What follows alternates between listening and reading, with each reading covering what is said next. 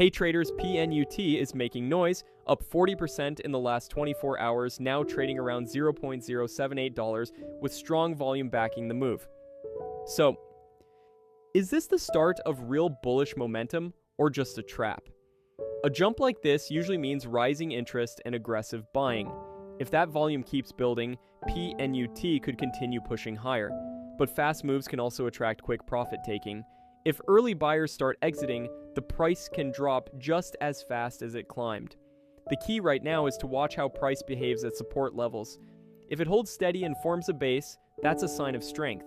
If it starts slipping, this could just be a short-term spike. Don't rush in, let the market confirm the trend, stay sharp and trade smart. I've just shared some premium trading signals on my Patreon, including key support zones and realistic target levels you don't want to miss. If you're new, there's also a starter plan for just $10, a simple way to test things out. And if you've got a chart you want analyzed, just DM me anytime. Happy to take a look. Check the link below for full details.